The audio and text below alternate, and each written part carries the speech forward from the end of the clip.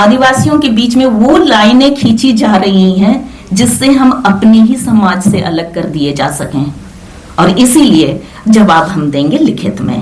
यदि मैं एक बात बोलूं, चूंकि मैं एक आदिवासी समाज से आती हूँ, उरांव समाज से आती हूँ जो सेंट्रल इंडिया में है, और इसीलिए कभी भी जो भी कि मेरे माता पिता से और बाकी समाज की पृष्ठभूमि के तहत मेरे लिए ये चुनौती या आह्वान था, केवल साहित्य या समाज शास्त्र इत्यादि ना पढ़ा जाए और साइंस या मैथ्स और ये इन सभी विषयों को भी पढ़ा जाए, तो इसलिए मैं थोड़ा उधर निकल ली। परंतु एक आदिवासी होने के कारण ऐसी बातों और चर्चाओं में उपस्थित होना ये मेरे लिए विरासत की बात है, धरोहर की बात है। ये केवल अपने मतलब की बात नहीं है, जैसे कि एकेडमिक्स एक मतलब की बात हो सकती है, अपनी लाइवलीहुड उसी से आती है, हमारा दाना पानी उसी से चलता है। तो हमारे लिए आदिवासियों के लिए, इसलिए ये मेरी सोच है और इसी में मैं पिछले लगभग 40 साल से एंगेज्ड रही हूँ। मेरी उम्र काफी दिखाई दे रही होगी कि क्योंकि ये मुझे बोला गया था, या तो अपनी जीविका के लिए कुछ भी किसी भी तरह की नौकरी कर लो, कुछ भी पढ़ लो, पर जमीन में तुम्हारे पांव रहने चाहिए अपने लोगों के बीच। और इसलिए आज के इस विमोचन के कार्यक्रम या इस किताब पर चर्चाएं हो रही हैं, उसमें उपस्थित होना कि ना केवल मेरे लिए एक मौके की बात है, परंतु ये विरासत की बात है। और इसलिए मैं धरोहर के रूप में, एक आदिवासी मुद्दे को धरोहर के रूप में लेते हुए कंप्यूटर साइंस पिछले 38 साल तक से पढ़ाते होने के बावजूद आज मैं यहाँ उपस्थित होना मेरा हक मानती हूँ। और धन्यवाद जितेंद्र जी इस बात के लिए। मैं अभी कुछ दिनों से कम यहाँ दिल्ली विश्वविद्यालय में काफी कॉलेजेस को बहुत अभी सपोर्ट मिला है ICSSR की ओर से, ताकि कोई कॉन्फ्रेंस करें, सेमिनार करें। एक दो नाम लिए गए हैं जिनके अभी लगभग 150 वर्ष की उनके बर्थ एनिवर्सरी चल रही है। एक तो बिरसा मुंडा जी के नाम पर बहुत चर्चाएं, उनके नाम से चर्चा करने का मौका दिया जा रहा है, और दूसरे हमारे लौह पुरुष के भी नाम से देश में काफी कॉलेजेस को मिला है, और इसलिए बहुत चर्चाएं हो रही हैं। और इन चर्चाओं के बीच पता नहीं उसका असली मकसद क्या है, और हो सकता है कि हम जैसे जो कि पहली पीढ़ी के शिक्षित हैं या हायर एजुकेशन में आए हुए पहली पीढ़ी के हैं, या तो दूसरी पीढ़ी, उससे ज्यादा की पीढ़ी को मैं अपेक्षा भी नहीं कर सकती।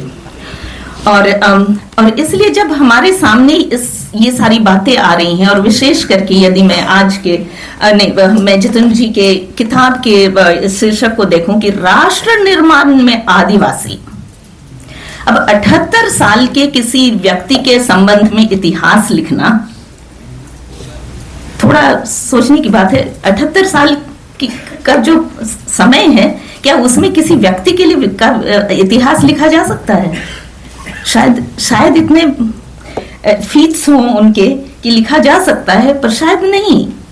परंतु जिनका इतिहास, जिन लोगों का इतिहास, जो लोग किसी एक जगह के, मान लीजिए कोई टापू ही है, वहां हजारों साल से हैं, तो उसके बारे तो लिखा जा सकता है। परंतु फिर भी जितेंद्र जी ने बहुत ही सोच समझ के इस किताब का शीर्षक लिखा है कि राष्ट्र निर्माण में आदिवासी। और यदि मैं क्योंकि मैथ्स और कंप्यूटर साइंस की मैथ्स के स्टूडेंट, कंप्यूटर साइंस की टीचर हूँ, तो मुझे इन सब चर्चाओं में केवल बैठने से ही मेरा थोड़ा ज्ञानवर्धन होता है।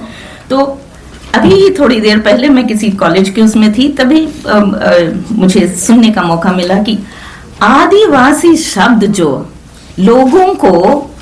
लोगों ने अपने ही लिए चुना है, परंतु ट्राइब जो शब्द दिया गया, ये दूसरों के द्वारा दिया गया, वो भी एक पॉलिटिकल शब्द है, और वो कोई सामाजिक शब्द नहीं है। और इसलिए आदिवासी या ट्राइब बोल के ऊपर से शेड्यूल भी कर देने के बाद, तो आदिवासी और ट्राइब बोल के ये किसी सोशल ग्रुप की चर्चा नहीं हो रही है, वो एक पॉलिटिकल ग्रुप है और पॉलिटिकल मकसद से इन शब्दों का इस्तेमाल किया गया। जो भी कि उलाका जी जयपाल सिंह मुंडा जी को कोट कर रहे थे और उस शुरू में और अंत में ये भी बोला, आदिवासी का कोई नेता कह के बोला, पूछा जाए तो लोग बताते नहीं। क्यों? डेमोक्रेटिक सोसाइटी है बाबा, डेमोक्रेटिक सोसाइटी में एक अकेला नेता नहीं हो सकता। और इसलिए यदि कोई डेमोक्रेसी को सही मायने में समझने की कोशिश करें, जिसमें हर एक की बात, वोट नहीं, हर एक की बात का उतना ही महत्व है, और जब तक सारे, और आदिवासियों की डेमोक्रेसी ना मेजॉरिटी की डेमोक्रेसी नहीं है, कंसेंसस की डेमोक्रेसी है। और इसीलिए जब तक हर एक उस एक मत में नहीं हो जाते, तो इसलिए नेता कहाँ, एक अकेला नेता की जगह। और इस तरह से आदिवासियों के पास इतनी बात है बतलाने के लिए, प्रोवाइडेड सुनने वाला अपने पृष्ठभूमि से नहीं परंतु अगले की पृष्ठभूमि की या उनकी पोजीशन से ही सुनने की कोशिश करे। हम बोल तो रहे हैं, आदिवासी की आवाज आज की आवाज नहीं है। स्वतंत्रता की लड़ाई जो 1857 की बहुत पहले से चल रही है, आदिवासियों की किस सेल्फ डिटर्मिनेशन की या वो बहुत पहले से चली आ रही है, ना तो केवल सामंतवाद और अंग्रेजी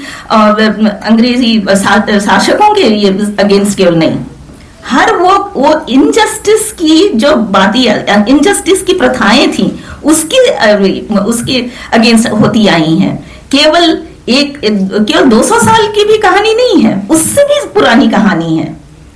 और इसलिए आदिवासी बोलते रहे हैं। सुनने वाले, सुकुमार जी जैसे बोल रहे थे, सुनने वाले अपने ही बैगेज के अनुसार सुनते हैं, और इसलिए उनको लगता है इनकी तो कोई कहानी ही नहीं है, इनका तो कोई इतिहास ही नहीं है। और इसलिए लोग, जैसा सुकुमार जी बोल रहे थे, अपने अपने इतिहास को ही लिखेंगे ना। बस समय की बात है, अभी तो हम केवल पहली और दूसरी ही पीढ़ी हैं। एक पीढ़ी में ही हम बहुत किताबें लिखने लग जाते हैं, दूसरी पीढ़ी आते आते वाइस चांसलर बन जाते हैं। तो इसीलिए बस अभी तो बस शुरुआत है, क्योंकि अब हम सुनाना नहीं चाहते। हम अब तक सुनाते थे, हम बोलते थे, ओरेचर है हमारे, लिटरेचर नहीं है। और इसलिए चूंकि ओरेचर से लिटरेचर में आने के लिए 2 जनरेशन का टाइम तो देना पड़ेगा, है ना। और इसलिए जब आएगा तब लोग पढ़ेंगे, केवल सुनेंगे नहीं। और ये मैं मानती हूं, ये तो केवल शुरुआत है। और इसलिए मैं आज इस समय, चूंकि मैं यहां हूं, उपस्थित हो सकी हूं, इसके लिए मैं अपने उन सभी पुरखों को नमन करना चाहती हूं, जिन्होंने अपनी आवाज को अपने अपने क्षेत्रों में,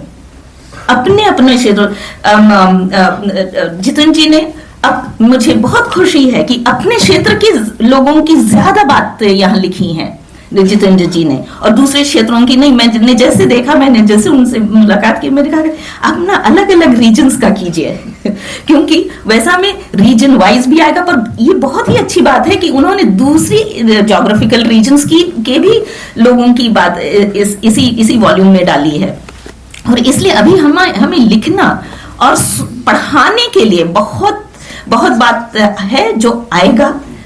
अपना समय आएगा, और अपना समय आ गया है, और अपना समय आ रहा है। और इसलिए उन सभी मेरे पुरखों को, जिनको हम पूर्वज केवल नहीं बोलते, हम पुरखे बोलते हैं, मैं उन सभी पुरखों को नमन करते हुए अभी शुभकामना देना चाहती हूँ जितेंद्र जी को, और औरों को भी, और जितने यहाँ पर युवा साथी लोग हैं।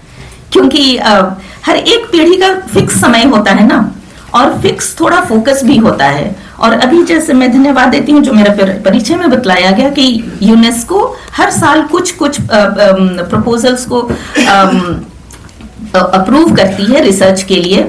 तो आज की तारीख में अगर जितने भी यूनेस्को चेयर, 1000 से थोड़ा ज्यादा है पूरे दुनिया में, तो जितने भी यूनेस्को चेयर हैं उसमें से केवल एक ही यूनेस्को चेयर ऐसा है जिसमें 2 औरतें जो अपने अपने देश में आदिवासी हैं, मेरी काउंटर पार्ट है एमी पेरेंट, वो फर्स्ट नेशन कनाडा की हैं और भारत से मैं हूं, इसलिए जितने आदिवासी यहाँ उपस्थित हैं सबको बधाई हो कि हमारी क्या ये 2 जनरेशन के एजुकेशन की का प्रभाव का आउटकम है ना। ये केवल 2 जनरेशन की पढ़ाई का और एजुकेशन का आउटकम है, और हम अभी बस आ रहे हैं। हम मेन स्ट्रीम का हिस्सा बनेंगे कि नहीं ये हमारा निर्णय होगा। हम ये आवश्यक नहीं है कि हम मेन स्ट्रीम का हिस्सा होंगे, और इसलिए राष्ट्र निर्माण में जब हमने पॉलिटिक्स को वो रुख दिया कि अंग्रेजों ने ट्राइब शब्द को कॉइन किया, अपनी तरह से परिभाषित किया, वेरियर अल्विन ने उनके लिए अपनी तरह की बात कही, पर हम भी अपनी बात कहेंगे इसी तरह। या तो एंथ्रोपोलॉजी हो, चाहे तो हिस्ट्री हो, चाहे तो लिटरेचर हो, चाहे तो अभी मैं अगर अपने विषय का की भी बात कहूं तो आर्टिफिशियल इंटेलिजेंस में मेरा रिसर्च रहा है 1987 से।